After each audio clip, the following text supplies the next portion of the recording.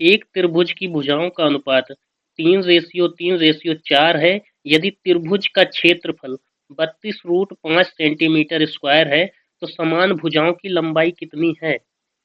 बहुत ही बढ़िया क्वेश्चन है। अब इसका रेशियो देखो, 3:3:4 है, तो मतलब ये जो क्वेश्चन है ये 3 के मल्टीपल में होगा।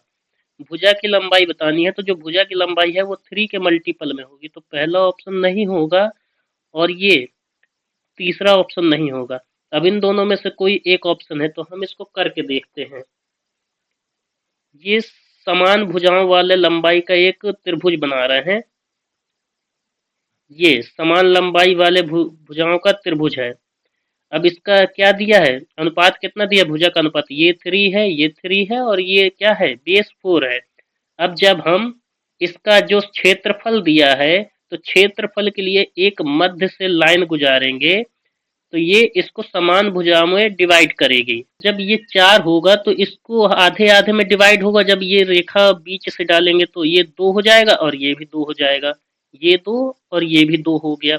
अब जब ये 2 और 3 हो गया तो ये लंबाई कितनी होगी, पाइथागोरस प्रमेय से सॉल्व करेंगे तो लंबाई कितनी होगी, √5 होगी।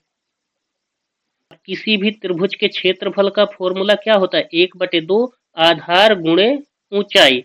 तो ये तो क्या है, आधार का आधा है ही 2 और ये ऊंचाई कितनी है, 5, तो ये क्षेत्रफल कितना हो जाएगा, 2√5, जो कितना दिया है, 32√5 सेंटीमीटर।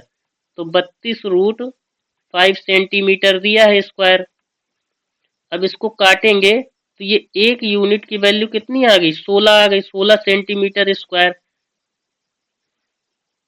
अब चूंकि ये क्षेत्रफल था तो इसलिए स्क्वायर में है। हमें क्या चाहिए, समान भुजाओं की लंबाई, तो भुजा की लंबाई किस में आएगी, सेंटीमीटर में। तो ये एक यूनिट बराबर कितना हो जाएगा, 4 सेंटीमीटर। तो अब यहाँ से क्या पूछा है कि समान भुजाओं की लंबाई, तो समान भुजा कौन सी है, ये वाली और ये वाली। तो समान भुजा की लंबाई कितनी है, इसमें 3 दिया है तो 4 का मल्टीपल कर देंगे तो ये कितनी हो जाएगी, 12 सेंटीमीटर। यही आंसर है। बहुत ही बढ़िया क्वेश्चन था। यदि आपको ये सब आता है तो आप इसको सॉल्व कर पाएंगे और एग्जाम में बहुत ही जल्दी ये क्वेश्चन सॉल्व हो जाएगा।